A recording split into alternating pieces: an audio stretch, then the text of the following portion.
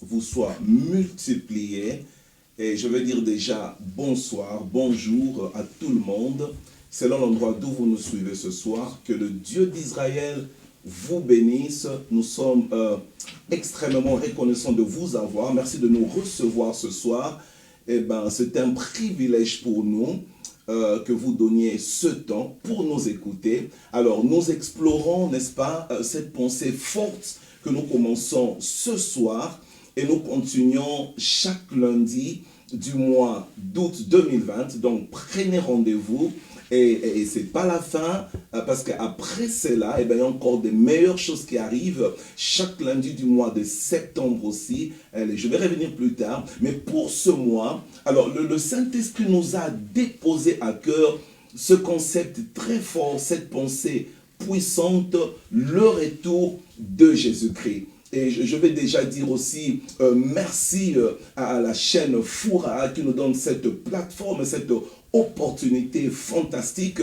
Que Dieu bénisse le serviteur de Dieu Hervé Vika, que Dieu bénisse maman Graziana pour le grand travail qu'ils abattent. Que Dieu bénisse la chaîne Foura qui est un canal de bénédiction pour des milliers à Manchester et autour du globe.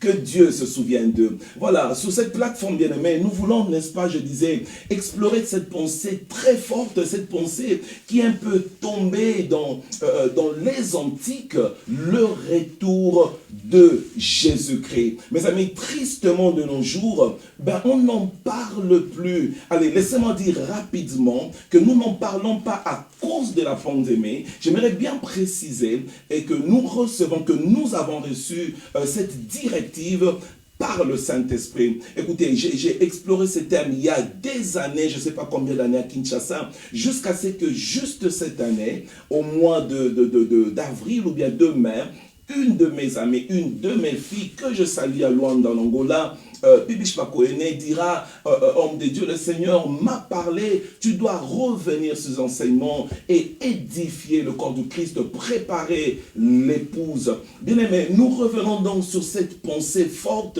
le retour de Jésus-Christ. Mes amis, ce retour est une réalité. Deuxièmement, ce retour est imminent. Alors, ce n'est pas une fable. Et nous allons mettre l'accent en parlant de ce retour sur la bête, ou plus précisément la marque de la bête. Et donc je m'en vais chuter directement dans le livre d'Apocalypse, chapitre 13, où je vais prendre ce thème, d'où je tire la pensée de ce thème que je vais explorer tout au long de ce mois. Apocalypse, chapitre 13, lisez tout le chapitre à la maison et je vous encouragerai de lire tout le livre d'Apocalypse parce que je sais qu'il y aura des choses que le Saint-Esprit va révéler dans les cœurs et dans les pensées de plusieurs personnes qui me suivent.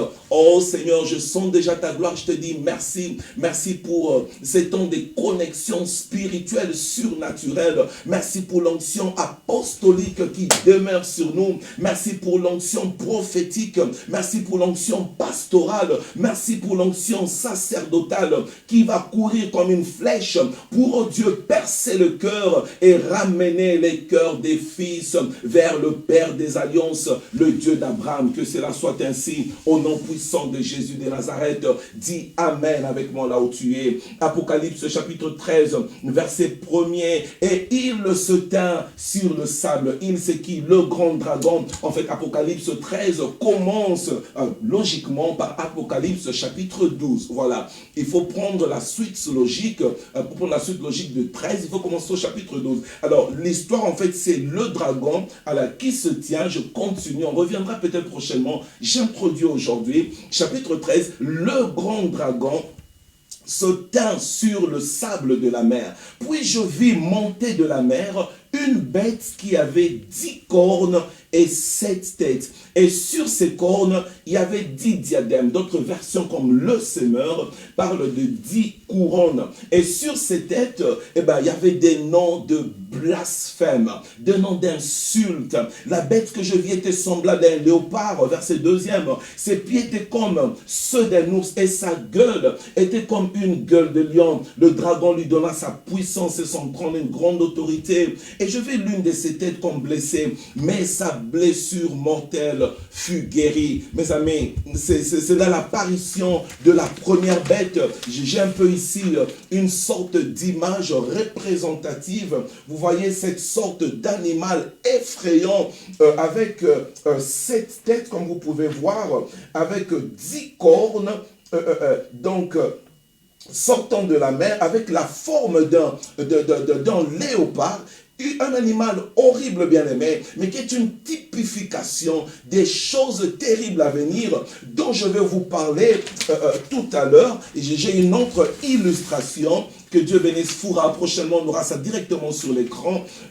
Toujours le même animal, mais il y a ici une autre représentation par un autre ami qui essaie d'illustrer différemment le même animal, la même bête horrible, diabolico-démoniaque, avec 7 têtes et avec 10 cornes, et chaque corne, n'est-ce pas, revêtue ou bien enveloppée, n'est-ce pas, d'un diadème.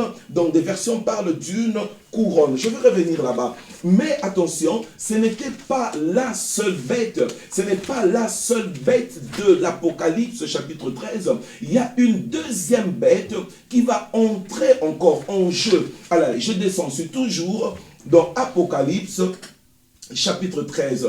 J'espère que vous me suivez toujours. Alors, je descends rapidement pour aller au verset 11.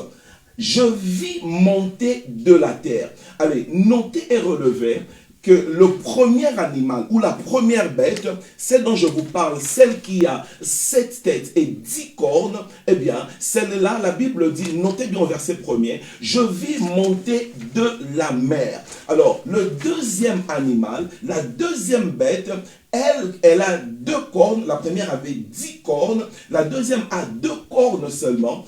Et elle est semblable à un agneau. Je vais arriver tout à l'heure là-bas. Alors, retenez, elle est semblable à un agneau, mais elle parlait comme un dragon. Remarquez déjà le paroxysme. Elle est semblable à un agneau, mais le langage est celui d'un dragon. Il y a déjà là-bas, n'est-ce pas, une suggestion par rapport à une sorte, n'est-ce pas, de séduction, de camouflage diabolique. Retenez ces versets, c'est important, parce que je vais y revenir. On dit, je vis monter, je réponds au verset 11, Apocalypse chapitre 13, de la terre une autre bête qui avait 2 cornes semblables à celle d'un agneau, qui parlait comme un dragon. Elle exerçait toute l'autorité de la première bête, ok, celle-ci. La deuxième exerce l'autorité. Elle est une sorte de représentant légal de la première bête qui a 7 têtes et 10 cornes. Okay? La deuxième bête exerce son autorité. Elle représente cette première bête. Elle exerçait non seulement l'autorité de la première bête en sa présence, mais elle faisait aussi que toute la terre et ses habitants adoraient cette première bête. D'accord? La deuxième pousse les habitants à adorer la première, celle dont la blessure avait été guérie. Elle opérait des grands prodiges, même jusqu'à faire descendre du feu du ciel à la vue des hommes. Elle séduisait, je vous parlais de la séduction, elle séduisait les habitants de la terre par les prodiges. Bien aimé, laissez-moi déjà vous dire que la foi chrétienne, mes amis, n'est pas basée sur les prodiges et les miracles. Ouh là là, je veux revenir encore là-bas, je dois insister sur ça. Elle séduisait. Vous savez, tristement, l'homme aime ce qui frappe les yeux. Et c'est ainsi que le diable, généralement, réussit. Il vient avec ce qui frappe, ce qui attire le regard. God of Covenant, help somebody here today. Elle opérait des grands prodiges jusque, verset 13, jusque même à faire tomber le feu du ciel. Il y a ici une copie, n'est-ce pas, du Dieu d'Élie. C'est une copie du véritable prophète. Cette fausse bête, cette fausse deuxième bête, ce faux prophète bien-aimé séduisait les habitants de la terre par les prodiges qui étaient donnés d'opérer. Et il lui fut donné d'animer l'image de la bête, verset 15, afin que l'image de la bête puisse parler. Elle faisait que tous puissent adorer seulement la bête seule. Ceux qui ne l'adoraient pas étaient mis à mort. Elle fit, verset 16, que tous, petits et grands, riches, pauvres, libres, esclaves, réussissent une marque sur la main droite ou bien sur leur front et personne ne pouvait acheter. Ça j'aime, suivez-moi très bien. Personne ne pouvait ni acheter, ni vendre sans avoir la marque ou bien alors le nom ou encore le nombre de son nom, de la bête. C'est ici maintenant la sagesse. Verset 18. Que celui qui a de l'intelligence calcule le nombre de la bête. Car c'est un nombre d'hommes. Allez, laissez-moi dire rapidement, parce qu'il y a des nombres divins, ok, et il y a des nombres d'hommes.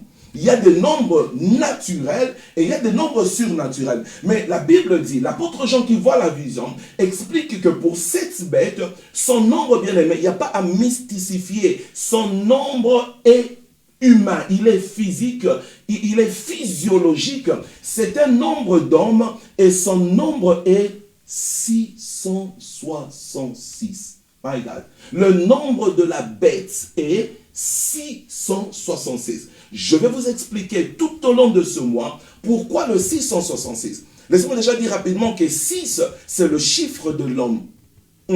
Parce que l'homme fut créé le 6e jour. Je vais revenir là-bas plus loin. Allez, vous vous demandez déjà peut-être, oh my God, ou peut-être vous êtes effrayé. Mais attendez, le pasteur Jean-Claude va parler de quoi là-bas? Je vais vous parler des choses qui doivent vous préparer au retour du Seigneur Jésus. Suivez-moi très bien. Ce livre d'Apocalypse, je commence par l'introduction et j'aimerais déjà essayer de parler du contexte avant de parler du contenu. Laissez-moi contextualiser. Alors, dans mon introduction, premier point, notez d'abord, pour ceux qui sont peut-être un peu effrayés par ce livre d'Apocalypse, laissez-moi essayer de faire un contour général. Notez premièrement, le nom Apocalypse vient de son sens étymologique du grec. Son sens étymologique du grec signifie en fait révélation, tout simplement. Alors, l'Apocalypse, c'est Jean, l'apôtre Jean, l'écrivain, l'auteur, nous croyons cela.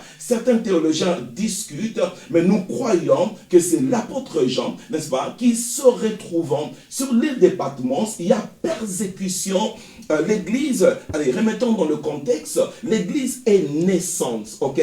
L'église, Christ vient de partir, les apôtres sont enfermés dans la chambre haute, le Saint-Esprit entre en action, alors il se répand partout, mais il y a une grande persécution contre l'église. Alors suite à ce vent de persécution, l'apôtre Jean se retrouvera par un concours de circonstances, et moi je crois qu'il n'y a pas de hasard de la part du Seigneur, c'était par le plan de Dieu. Tu sais, des fois quand Dieu veut parler à une personne, l'Éternel aime l'isoler. My God, la Bible dit, je t'amènerai au désert et là je parlerai à ton cœur. Le désert, c'est l'endroit où, n'est-ce pas, on est isolé, on est dans la solitude. Vous savez, il isole l'apôtre Jean, il amène seul sur l'île de Patmos. Il y avait des gens à côté de lui, je ne sais pas. Mais attendez, il est quand même en retrait. Et là, Dieu commence à lui parler de ces choses. D'où nous parlons du livre de l'Apocalypse, la révélation de Dieu, de Jésus-Christ à son Église, à travers Jean, la révélation de Jésus-Christ à l'humanité qui vient à travers l'apôtre Jean. Notons deuxièmement, comme deuxième considération dans mon introduction générale, que les événements dans l'Apocalypse, le livre de la Révélation, se situent à 3 niveaux, 3 dimensions. Premièrement, dans le passé, ainsi vous avez des événements forts. Vous savez, c'est le seul livre qui vous parle clairement de certains événements qui se sont déroulés même avant la création. Apocalypse, c'est par exemple le chapitre 5, où l'apôtre dit, je regardais et il n'y avait personne pour prendre le livre ou bien l'ouvrir, et je commençais à pleurer. Mais l'un des 24 vieillards s'approchera de moi et il dira, ne pleure plus, car voici celui qui a vaincu, il peut prendre le livre, il peut l'ouvrir, il peut le regarder. Et Jean dit, je regardais tout d'un coup et je vis au milieu de l'agneau, du trône comme un agneau qui était là immolé. Il se leva, il vint, il prit le livre, le fils de David, le lion de la tribu de Juda, le rédempteur de la croix. Bien-aimé, cette scène, elle ne se déroule pas pendant, je ne sais pas moi, notre dispensation. Vous savez, Jean est un des seuls qui a vu des scènes pareilles. Non seulement c'est l'Apocalypse 5, mais aussi Apocalypse 12, où on parle, on nous transpose un peu par rapport à ce qui s'est passé dans les vrais débuts, avant même la création, le combat qu'il y a eu au ciel entre le dragon Satan et les autres anges, et comment il a été précipité. Donc l'Apocalypse, c'est d'abord premier les événements du passé, mais deuxièmement, l'Apocalypse aussi nous relate les événements du présent. Quand je dis présent, c'est-à-dire du présent de cette époque-là. Ainsi, par exemple, il y a le message aux 7 églises, Éphèse, Smyrne, Thyatire, Laodicée, ainsi de suite, Philadelphie. Là-bas, on parle de ce message qui est un message courant, n'est-ce pas, que l'apôtre reçoit pour des églises qui existaient en ce temps-là. Mais troisièmement, l'Apocalypse aussi se reporte, n'est-ce pas, nous relate des événements du futur. Et le plus grand accent dans l'Apocalypse, alors mes amis qui me suivez, mesdames et messieurs, mesdemoiselles, c'est par rapport au futur, aux événements eschatologique. L'eschatologie, tout simplement, les événements qui ont lieu, qui ont trait à la période de la fin. Allez, que Dieu vous bénisse si vous continuez à me suivre. S'il vous plaît, ne quittez pas, restez là toujours. Et laissez-moi avancer. Alors, mais maintenant, laissons noter que lorsqu'on parle de la marque de la bête, j'aimerais noter dans mon introduction, écoutez, lorsqu'on parle de la marque de la bête bien-aimée, écoutez, il y a aussi, et en réalité, il y a même avant la marque de la bête, la marque de Dieu. Écoutez, nous ne voulons pas dans ces enseignements élever ce faux frère-là. J'aimerais dire en fait, la réalité c'est que Satan qui a toujours voulu supplanter Dieu est un copiste, mes amis. Allez, laissez-moi vous dire qu'avant même la marque du diable, Dieu lui-même, le créateur, avait déjà aussi instauré ce système de marque.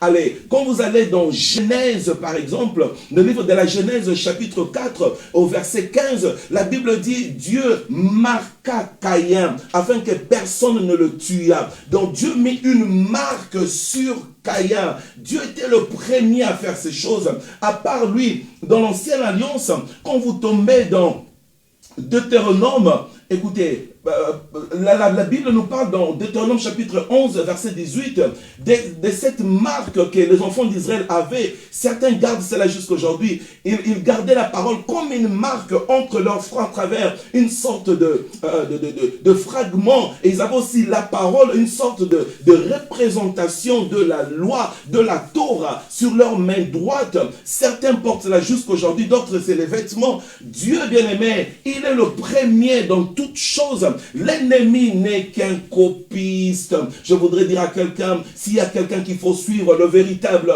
c'est le Dieu d'Israël, le Dieu des promesses infaillibles. Non seulement la marque au niveau de Deutéronome chapitre 11, mais bien aimé aussi la circoncision était une marque de l'alliance entre Dieu et son peuple.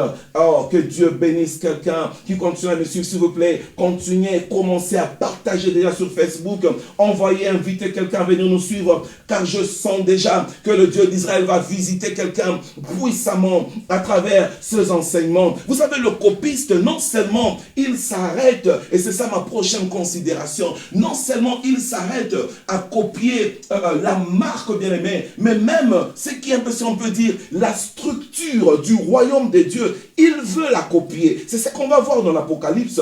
Vous savez, Satan crée en fait sa sorte de trinité. Allez, lorsqu'on parle de Dieu le Père, on parle de Dieu le Fils, on parle de Dieu le Saint-Esprit. Mes amis, l'ennemi fait aussi de même en réalité. Nous allons voir dans l'Apocalypse chapitre 12, on parle du dragon, une sorte du Père. Alors, on parle de la bête dont je vous parlais tout à l'heure, la première bête, celle qui sort de la mer, celle dont le nombre sera 666, qui sera un peu comme morte, qui sera comme établie comme une grande statue. Bien aimé, celle-là, elle est un peu comme le fils. Et finalement, il y a la troisième bête qui est un peu comme celle de l'action. Ok, on parle d'elle comme étant celle qui faisait les miracles. La deuxième est un peu comme une sorte de chef civil, de chef dans le séculaire. Mais la deuxième bête, et qui est donc la troisième personne dans cette trinité satanique,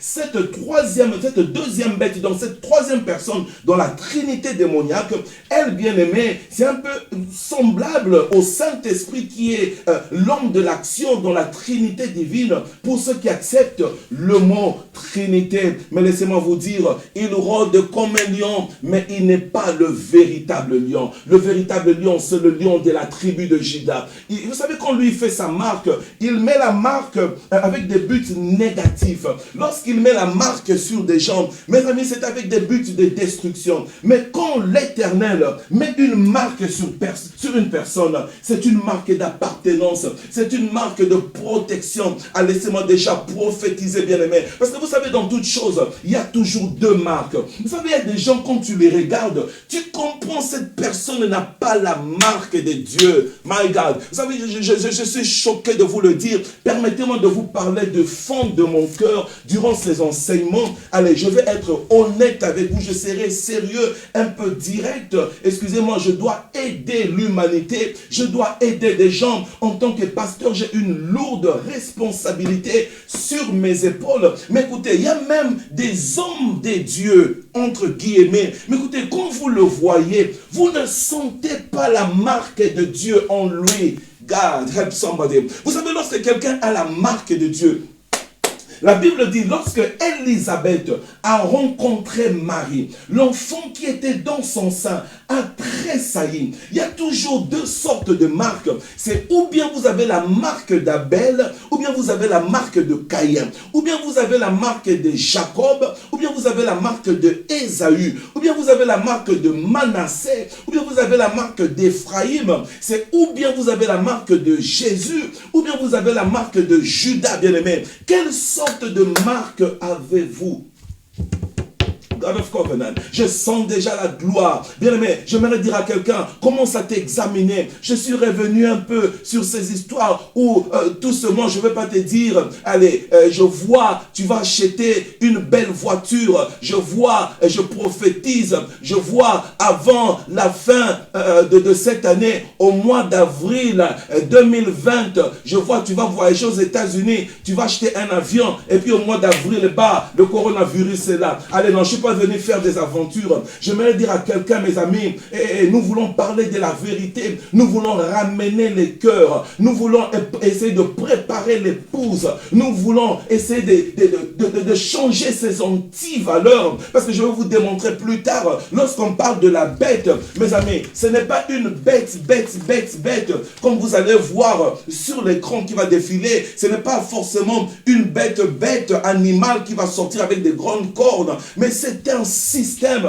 Je vais revenir là-bas à partir du dimanche, du lundi prochain. La bête, mes amis, ce n'est pas un dragon qui va sortir, je ne sais pas moi, une sorte de monstre avec 7 têtes, avec 10 cornes. C'est d'abord un système cruel, un ordre, un empire, des empires qui vont se succéder. La bête, bien-aimée, c'est un système satanique. Et laissez-moi dire qu'il est déjà là. Et on se pose déjà, qui a la marque de Dieu? La confusion est totale. On regarde même dans le corps du Christ. Je ne crois pas, mes amis, que ce virus qui est là, et cette épidémie, cette pandémie, c'est déjà la fin. Allez, non, je vais vous le démontrer tout à l'heure, tout au long de ce mois. Mes amis, ça, ce ne sont que des signes précurseurs. Il est déjà là, c'est vrai, mais je vais vous le démontrer. La Bible dit, vous savez ce qui le retient, ou bien celui qui le retient. Il y a quelqu'un qui le retient pour qu'il ne puisse pas se manifester totalement. Mais il est là, il est déjà là. Mais écoutez, la question durant ces enseignements, quelle sorte de marque avez-vous?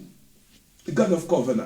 L'ennemi a sa marque, Dieu aussi a sa marque. Ça vient des enfants de Dieu. Quand tu les rencontres, tu sens que ça c'est un fils d'Abraham.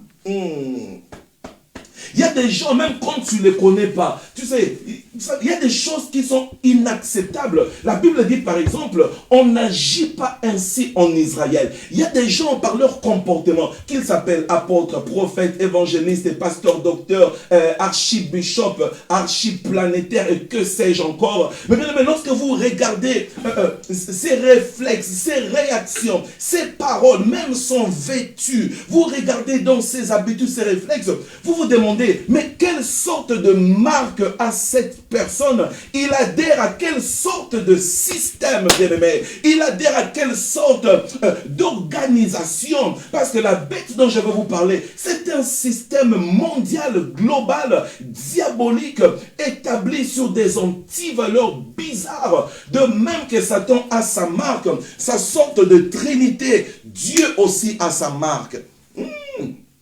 J'aimerais dire à quelqu'un, je prie qu'on trouve sur toi la marque de Dieu, le tampon de Dieu. Je veux vous démontrer que ceux qui sont de Dieu ont une marque divine.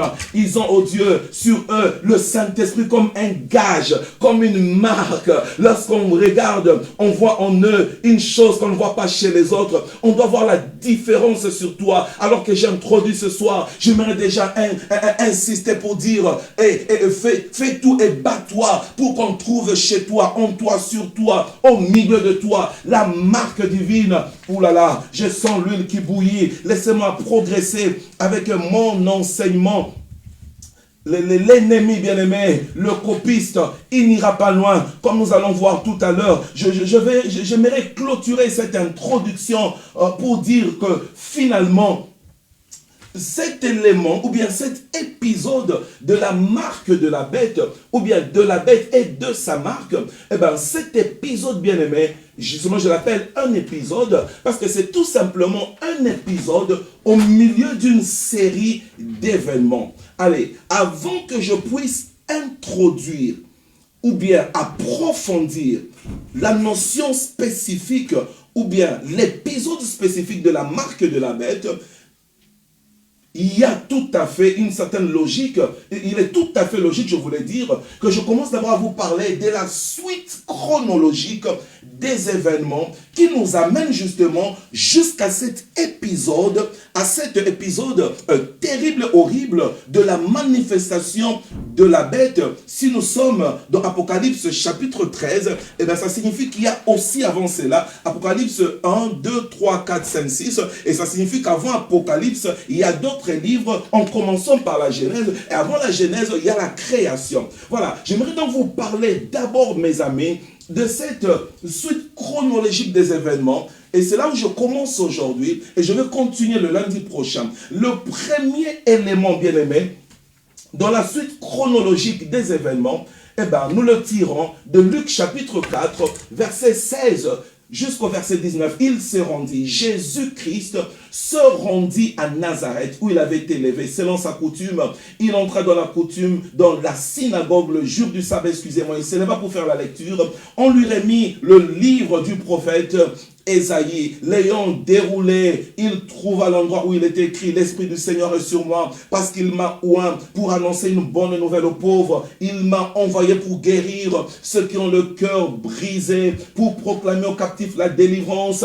Il m'a envoyé pour proclamer aux aveugles le recouvrement de la vue, pour renvoyer libres les opprimés. Et notez bien au verset 19, il m'a envoyé pour publier une année de grâce du Seigneur. Bien-aimé, la première étape dans cet événement, dans la suite de ces événements qui nous conduisent à la bête, c'est premièrement le temps de la grâce. C'est la période que nous vivons maintenant. Le temps de la grâce commence avec la venue de Jésus. Je dirais encore avec plus de précision, avec la mort et la résurrection de Jésus-Christ sur le mont de Golgotha, sur la croix de Golgotha. Alors, est inaugurée la période de la grâce. Alors, mais notez très bien, la grâce de Dieu ne finira jamais, mais le temps de la grâce, lui, s'arrêtera. Ah ben mais oui, mon ami, si l'on parle d'une année de grâce, écoutez, la Bible parle avec précision. La Bible ne parle pas de 2 années, de 3, de 4 années, de 5 années. On parle de une année. Écoutez, une année, mesdames et messieurs, c'est une période qui commence d'un certain 1er janvier jusqu'à un certain 31 décembre. Une année, c'est un temps précis. La grâce de Dieu, mes amis, elle s'arrête quelque part, si pas elle, la grâce soi-même, mais le temps de la grâce que Dieu a imparti au globe va s'arrêter un jour. God of Covenant, le Dieu d'Israël, le Dieu de la Bible. Écoutez, j'ai mal de voir aujourd'hui ce qui se passe dans nos églises locales, ce qui se passe au milieu de nous, les pasteurs bien-aimés. C'est la mort qui est dans le pot. Je dis encore, la mort est dans le pot. Les gens ont commencé à jouer avec l'Éternel. Dans l'église, on ne comprend plus qui est qui fait quoi. Et les gens se disent, ça va continuer comme ça. Je suis venu dire à quelqu'un, mes amis, écoutez, l'enfer est une réalité. Je viens dire à quelqu'un, la grâce de Dieu, si elle ne finira jamais, parce que Dieu est gracieux de nature, Dieu est miséricordieux, Dieu est tout ce qui est positif. La grâce de Dieu ne s'arrêtera jamais parce que Dieu est grâce. La grâce, c'est Dieu lui-même, mais le temps de grâce imparti à l'humanité s'arrête quelque part. Jéhovah. Bien, mais il y a un temps, il faut s'arrêter. Il y a un temps, il faut réfléchir. Comment tu conceptualises la vie? On ne conceptualise pas la vie en termes de sexe, bien-aimé. La vie, ce n'est pas seulement le sexe. La vie, ce n'est pas seulement les belles vestes. La vie, ce n'est pas seulement le matériel. Comment tu conceptualises la vie? La vie, bien-aimé, même pour nous pasteurs, mais la vie, ce n'est pas avoir une église de 10 000 membres. Pas forcément. Ainsi, les hommes de Dieu sont prêts à plonger dans tout, dans les Illuminati, dans tout ce qui est ésotérique, dans la franc-maçonnerie, dans les mankiono et dans toutes les bêtises semblables. Ils sont prêts à coucher avec les femmes d'autrui, avec des filles vierges, pour se faire de la richesse, bien-aimés. Et laissez-moi vous dire, mes amis, chers hommes de Dieu, trop c'est trop. Il faut que les gens commencent à frapper du doigt sur la table. Bien-aimés, nous sommes fatigués, nous sommes horrifiés par les déviations, bien-aimés. Et les gens se disent, ça va continuer. Allez, celle-là, elle s'amuse à gauche, celui-là s'amuse à droite. Écoutez-moi, mes amis, le temps de la grâce finira un jour. Le temps de la grâce, bien-aimé, s'arrêtera. Il est venu publier une année. Lorsque cette période s'arrête, et où est-ce qu'elle s'arrête? Eh bien, c'est lorsqu'il revient pour prendre son église. Et c'est la deuxième étape dans la suite chronologique des événements, des dispensations par rapport à ce temps de la fin où nous sommes. La grâce commence, le temps de la grâce commence à la fin, il revient. 1 Thessaloniciens, chapitre 4. Waouh, j'espère que je bénis quelqu'un. Si vous me suivez quelque part sur Facebook, cliquez et mettez « Soyez bénis, homme de Dieu », dit « Je me prépare déjà pour le retour du Seigneur Jésus ». Ce n'est pas une faiblesse, c'est une réalité. Écoutez ce que la Bible déclare par rapport à l'enlèvement. 1 Thessaloniciens chapitre 4, versets 13 à 18. « Nous ne voulons pas, frères, que vous soyez dans l'ignorance au sujet de ceux qui dorment. » Ça j'aime chez le Christ, ça j'aime dans la Bible. La mort est assimilée au sommeil. Nous ne voulons pas que vous soyez dans l'ignorance au sujet de ceux qui dorment, afin que vous ne vous affligez pas comme les autres qui n'ont point d'espérance. Car si nous croyons que Jésus est mort et qu'il est ressuscité, nous croyons aussi qu'il ramènera par Jésus et avec lui ceux qui sont morts. Voici en effet ce que nous devons, vous voulons vous déclarer. D'après la parole du Seigneur, nous les vivons. Restez pour l'avènement du Seigneur. Nous ne dévancerons pas ceux qui sont morts, car le Seigneur lui-même,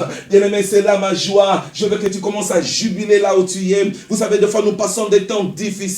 On s'était dit, voilà, nous venons en Europe. Voilà, en Europe, ça sera la fin de nos tourments. Nous venons aux États-Unis, ça sera fini. Mes amis, nous avons remarqué que même ici en Europe, les gens meurent. Ouh là là, vous savez, j'étais surpris et j'étais aussi agréablement surpris cette fois-ci parce que notre belle Afrique est toujours taxée de tous les maux. C'est là-bas qu'il y a toutes les choses négatives. Et là, j'ai aimé le Dieu d'Israël à renverser le mal cette fois-ci. Et non pas qu'on se moque des autres, on s'en réjouit. bon, moi j'ai remarqué, là où nous vivons, dans ces pays occidentaux, avec ce qui est arrivé, c'est là où il y a eu des morts en cascade. Et nous avons compris en fin de monde que l'Europe, bien aimé, l'Europe, c'est pas la finalité des choses.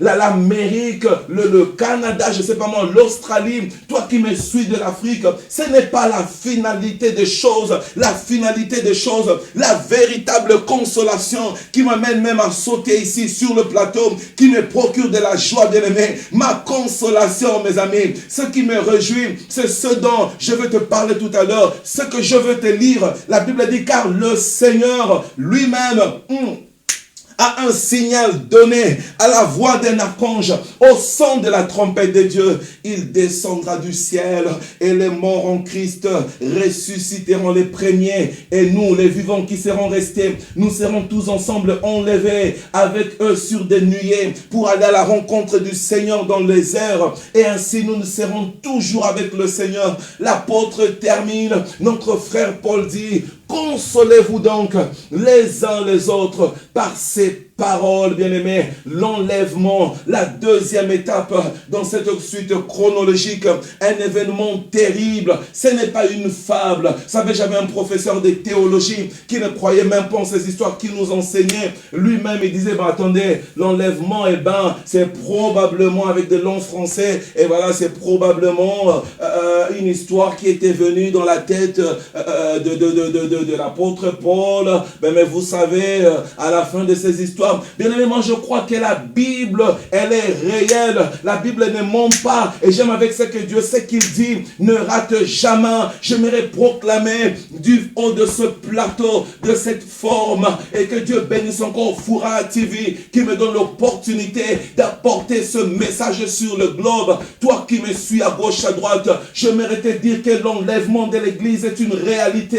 L'enlèvement de l'Église n'est pas une fable. L'enlèvement de l'Église n'est pas une sorte de fabrication de l'Église des premiers apôtres. Quelqu'un disait qui était tellement affamés, tellement persécutés, ils ont commencé à rêver, à se créer en tête qu'ils allaient dans les nuages avec Jésus. Non, j'aimerais te dire que l'enlèvement est une réalité biblique. Nous ne mourrons pas tous, enfin pour ceux qui seront vivants et trouvés en Jésus lorsqu'il reviendra. Et cette fois-là, Christ, parce que dans toute l'humanité, Christ vient plusieurs fois, ok, dans toutes les dispensations. La première fois, il vient pour établir ce que je dis, le temps de la grâce. Mais la deuxième fois, lorsqu'il vient ici, ses pieds ne se posent pas sur la terre, il restera dans les airs et les morts en Christ ressusciteront les premiers. Voilà pourquoi, bien aimé, il est important de mourir en Jésus de Nazareth.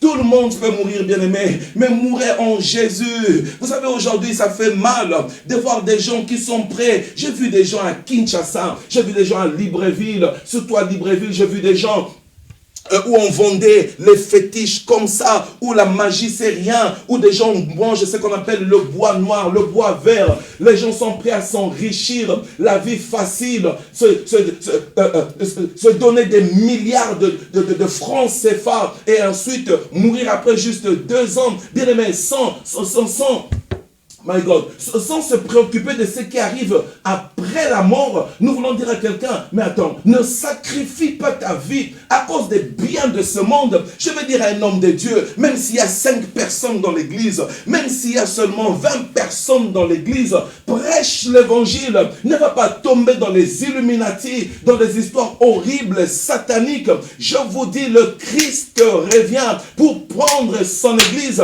Et même ceux qui étaient morts meurent, bien aimé, mais meurt en Jésus. Tu pourras dire comme l'apôtre Paul, ceux qui dorment, pas ceux qui meurent, mais ceux qui dorment, ils n'ont pas trop de soucis. Aussi longtemps qu'ils meurent en Jésus. Bien-aimé, l'enlèvement, c'est la consolation de l'Église. Il vient prendre l'Église pour que nous allons dans des nonces de l'agneau. Je voudrais parler à un homme de Dieu qui me suit. Mes amis, revenons sur ce message de la préparation de l'Église. Parce que vous savez, lorsque je regarde l'Église, oh my God, mon cœur saigne, bien-aimé. Lorsque je regarde l'Église de ce monde, vu que mon cœur est en train de... L'abomination est déjà aller au milieu de l'église. Vous savez, la pandémie actuelle, ce n'est pas encore la fin, mais ce sont des signes précurseurs. Je vous disais que la bête bien-aimée, ce n'est pas forcément cette image que je vous montre ici, ce n'est pas forcément un animal. Non, ce n'est pas ça la bête. Ce n'est pas un animal. C'est un système bien-aimé, un système dominateur, un système tyrannique,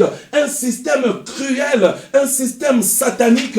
La bête que je vous montre, une illustration, eh ben, tu peux avoir tellement peur, tu peux te dire, mais attendez, c'est quoi ça Jean-Claude? C'est quoi ces histoires? Mais bien-aimé, ça ce ne sont que des trucs pour illustrer. Le français dit illustration, ok, pour typifier. Mais en réalité, c'est un système. Je vais approfondir à partir du lundi prochain. Mon temps est parti, il me reste quelques minutes.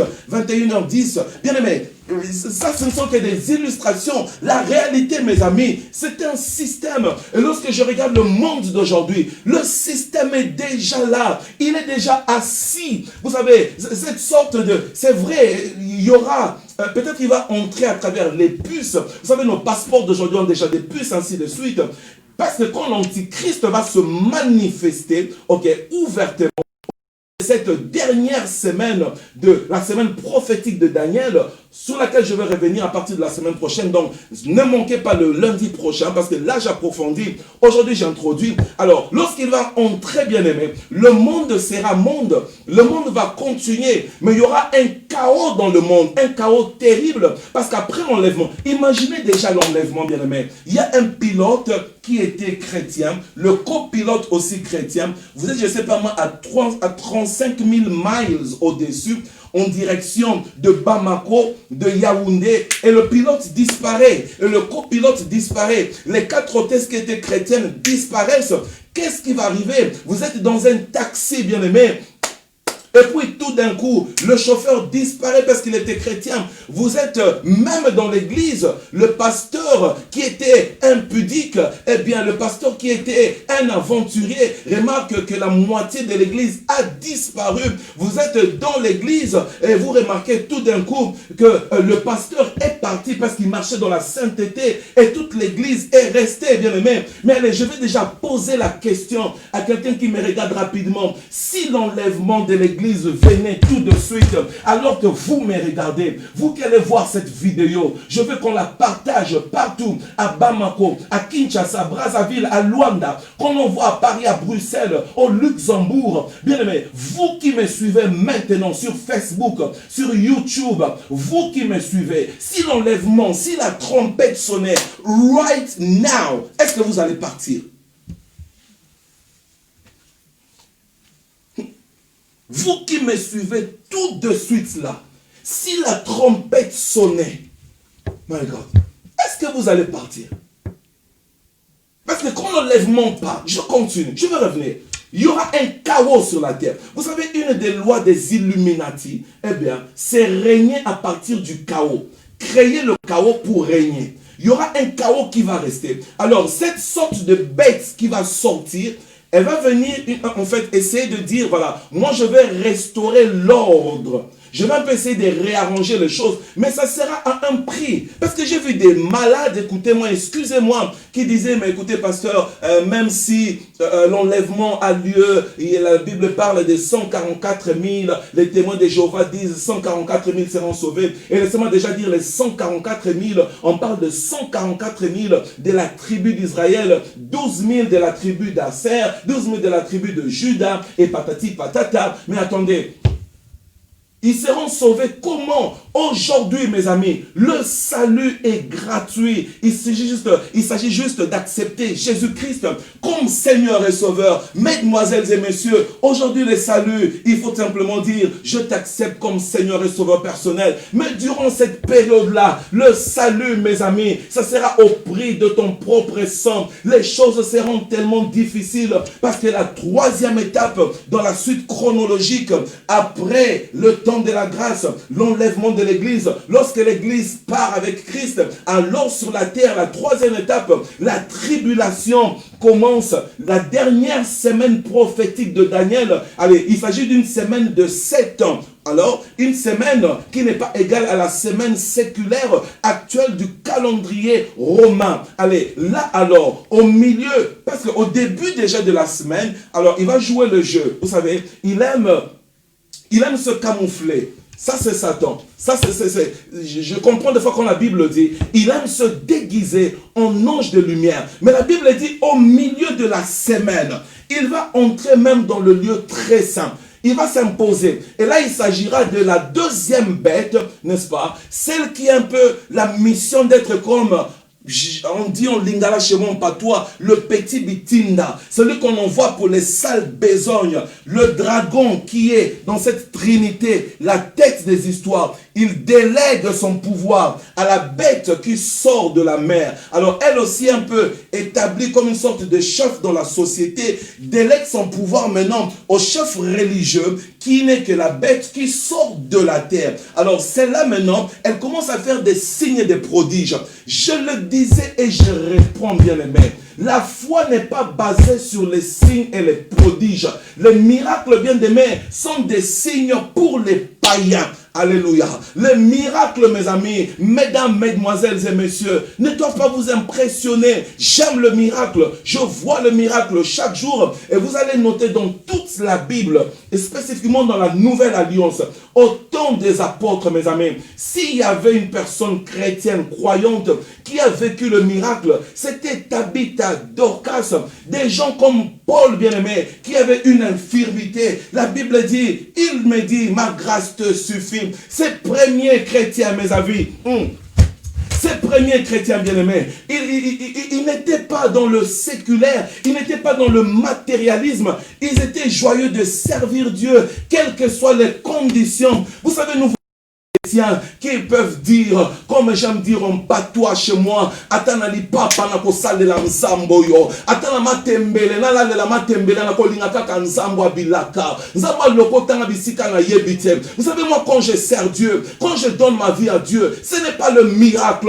S'il me donne une nouvelle Bentley, que le Seigneur soit loué, mais ce n'est pas cela mon but. S'il me donne 300 millions de pounds, qu'il soit loué, mais ce n'est pas ça mon but. Mon but premier, c'est la nouvelle Jérusalem, c'est l'enlèvement de l'église, bien-aimé. Je vais être préparé pour ça, homme de Dieu, avec tout le respect, apôtre, prophète, évangéliste, pasteur et docteur. Excusez-moi, vous qui me regardez, bien-aimé, dépassons ce niveau où nous ne présentons que le lait, nous ne présentons que des bassesses aux gens. Les gens sont fatigués. Oh my God, vous savez, l'évangile, Dieu me l'a montré, l'évangile qu'on commence à présenter aux gens aujourd'hui, c'est un évangile commercialisé, c'est un évangile marketing. L'évangile, c'est tout simplement, allez, tu seras guéri, tu seras béni. Nous n'en disons combien n'ont passé bien ces histoires, mais ce sont les païens qui en ont besoin. Nous voulons revenir à cet évangile profond. Vous savez, le mal s'est installé même dans nos églises, où je ne comprends plus, Fourara, c'est quoi l'église? Ce qui était anormal est devenu anormal. Vous savez, la bête, je dis, c'est un système satanique.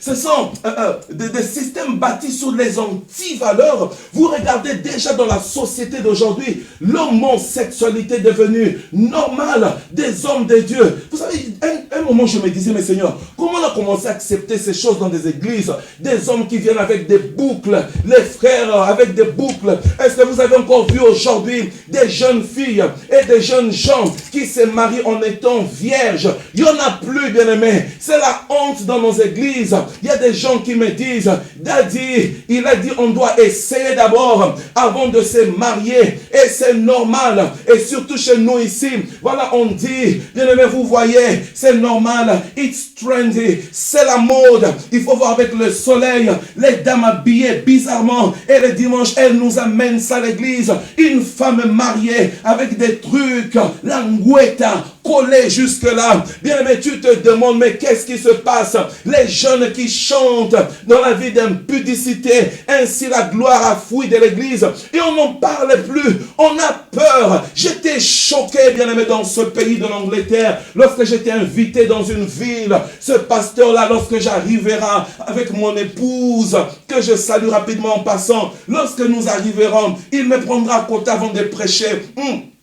Il me dira, pasteur, dans mon église, il dit, mon église, oh Seigneur, aide, où est le Dieu de Vernon, où est le Dieu terrible d'Aïdinabala, où est le Dieu de Paul, où est le Dieu terrible de serviteur fidèle, Élisée qui le servent avec humilité et simplicité. Il commence son introduction. Il me dit, pasteur Jean-Claude, dans mon église, on ne prêche pas sur le péché. Dans mon église, on ne parle pas du péché. Parce que si vous parlez du péché, les gens vont quitter mon église.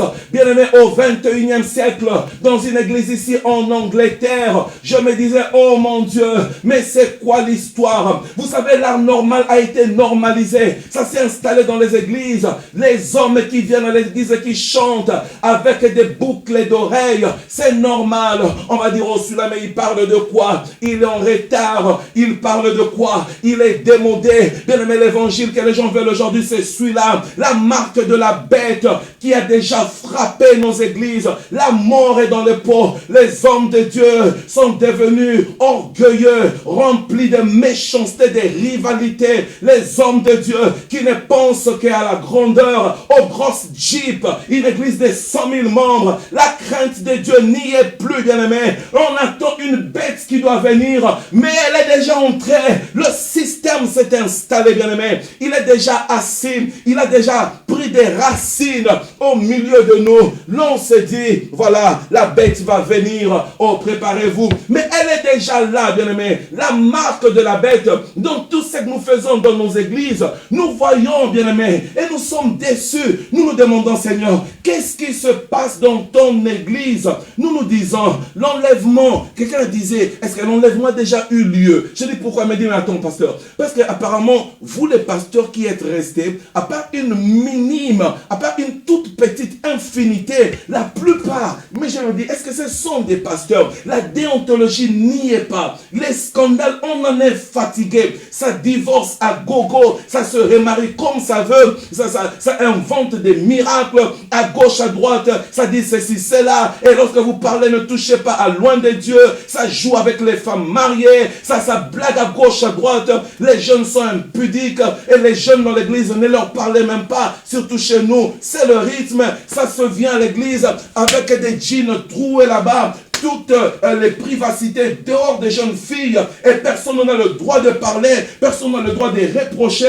Lorsqu'on reproche, on sort de l'église, on quitte l'église et l'autre avec joie va recevoir parce qu'on est en quête des membres, on n'est pas en quête de la préparation de l'église du Seigneur. Peuple de Dieu, mon cœur est en train de pleurer alors que je parle de ces histoires. Le Seigneur m'a dit, fils, va, parle à mon peuple, que celui qui entendra entende. Comme l'Apocalypse dit, lorsque je veux revenir dans 2 ou 3 semaines, dans ma conclusion, que celui qui se souille encore plus, que celui qui se sanctifie encore plus.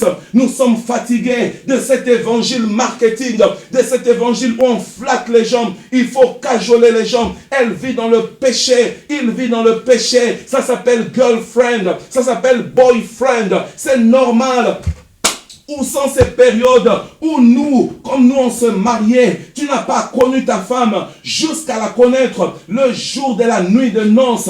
Bien aimé, la mort est dans le pot, l'abomination, la marque de Satan est déjà installée dans l'église. C'est là, bien aimé, l'homosexualité normalisée. Dans des pays, aujourd'hui, on peut épouser un animal. Dans des pays, on peut se marier avec un être, n'importe lequel, à part même un animal. Dans le pays aujourd'hui, on te dit, ne parlez plus d'homme ou de femme, parce qu'il y a aussi le sexe neutre. Où va cette folie du monde? Ce système bizarre dans les compagnies, pour qu'on te prenne, il faut être lesbienne, il faut être homosexuel.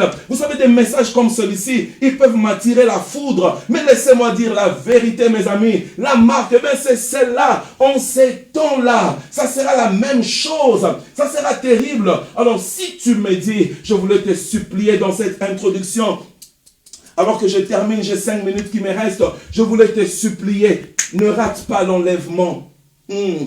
Ne rate pas l'enlèvement, bien-aimé. Parce que si tu la rates, je ne sais pas si tu vas résister. À peine aujourd'hui là, où on te dit, pour aller à l'église, tu dois faire le pied pendant 20 minutes. Pour aller à l'église, allez, il faut prendre un taxi. Tu ne peux même pas faire sortir 20 livres pour prendre un taxi. Venir adorer le Dieu du Seigneur. Aujourd'hui, on te dit, viens servir le Seigneur. Pour que tu viennes, il faut qu'on te texte. Il faut qu'on te supplie. Il faut qu'on vienne te donner un lift. Alors, pendant cette période-là, où la Bible dit, je te donne un exemple, parce que pendant la période de la tribulation, il y aura 7 trompettes qui vont s'ouvrir, chacun avec des frappes terribles de l'Éternel. Il y aura 7 sceaux, ok? Il y aura 7 plaies, ok? 7 trompettes, 7 sceaux, 7 plaies.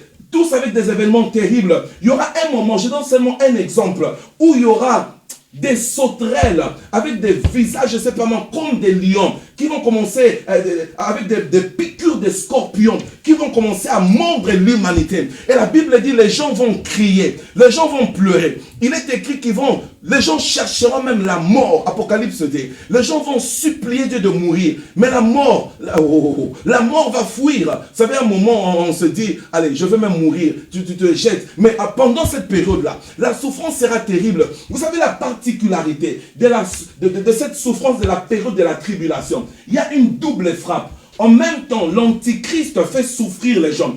Tu ne peux rien acheter, tu ne peux rien vendre, tu ne peux rien faire si tu n'as pas la marque de la bête. Donc, il sera en train de terroriser l'humanité. Et en même temps, l'éternel Dieu aussi sera en train de frapper la terre. Je parle de 7 trompettes, ok?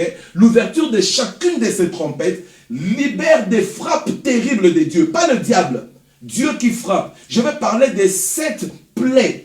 Chaque plaie qui s'ouvre, des frappes. Et finalement, il y aura 7 sceaux. Chacune d'elles, des frappes terribles. Bien-aimé, ferme les yeux là où tu es. Dieu ne te condamne pas.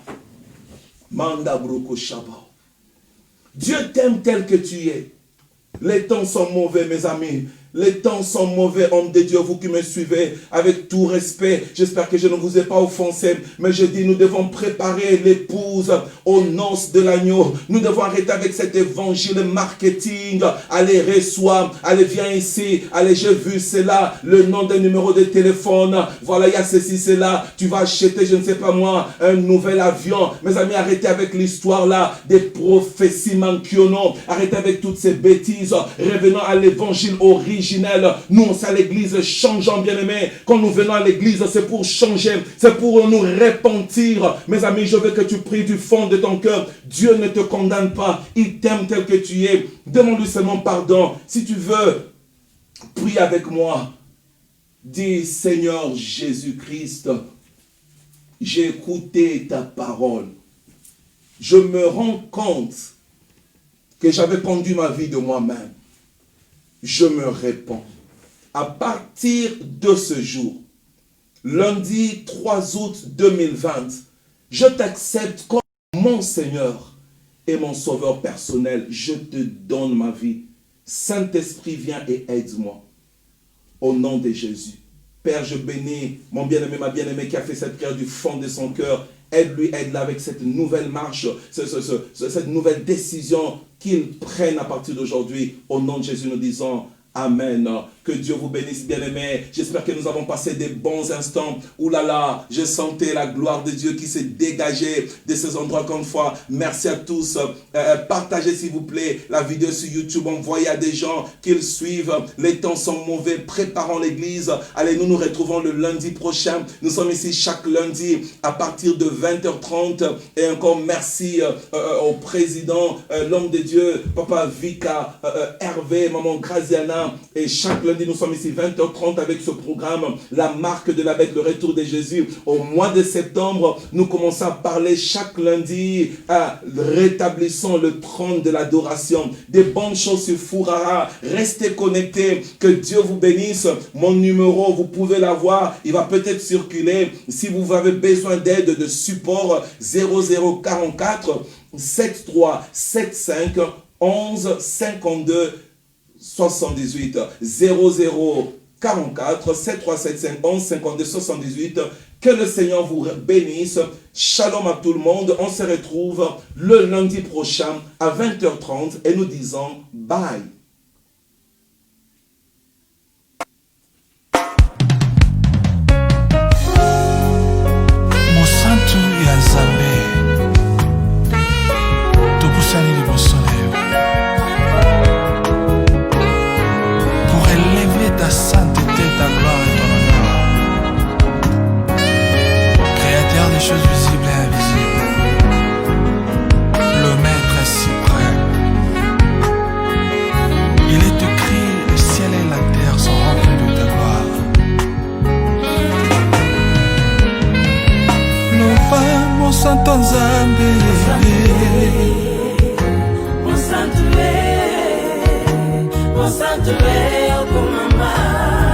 Loba Monsanto Lola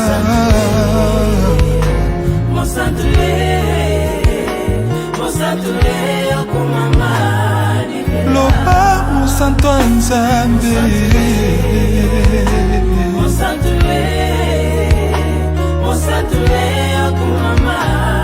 Oh Monsanto Nzambe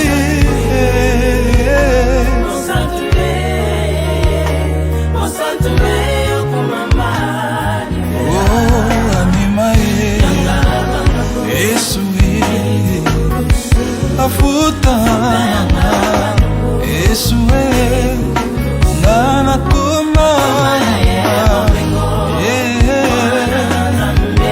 Anima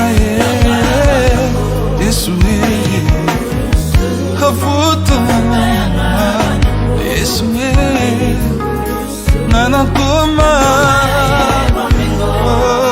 Mwana Zambe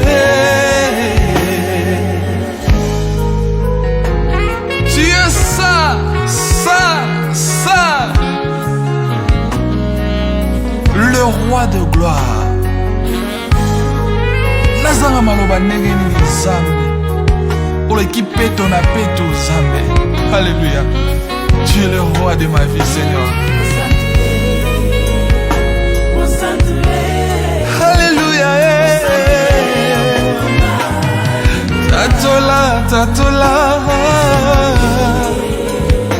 Au sanctuaire.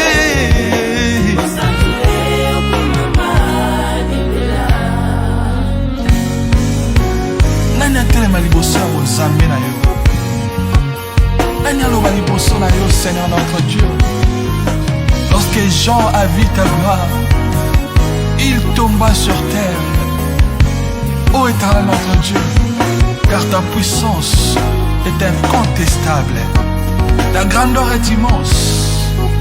Tu es plus profond que la profondeur. Le Dieu de la gloire, alléluia, le Seigneur de Seigneurs.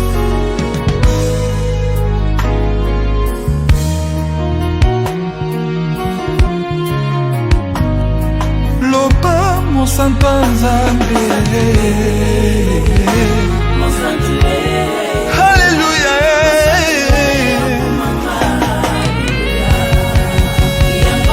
Nazoyemba Ya Mwana Nzambe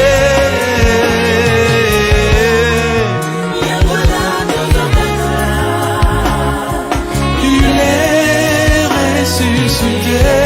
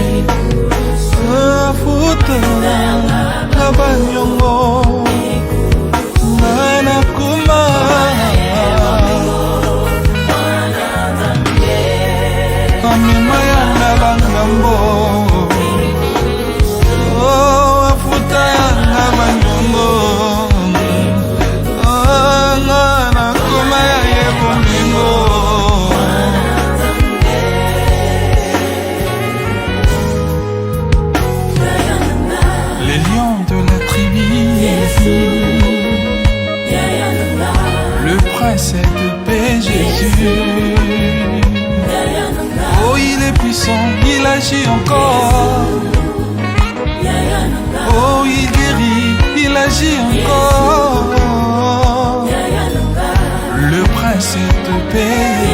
Hey, Jésus. Les lions de la tribu des Judas.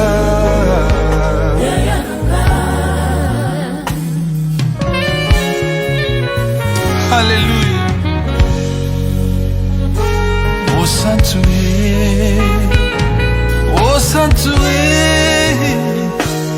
Osanture okumama libela.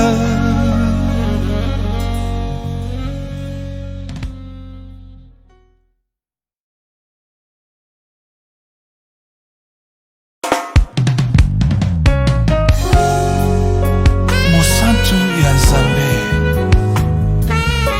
topusani liboso na yo pour élever ta sainteté, ta gloire et ton honneur. Créateur des choses visibles et invisibles, le Maître suprême. Il est écrit, le ciel et la terre sont remplis de ta gloire. Loba mon santo Nzambe,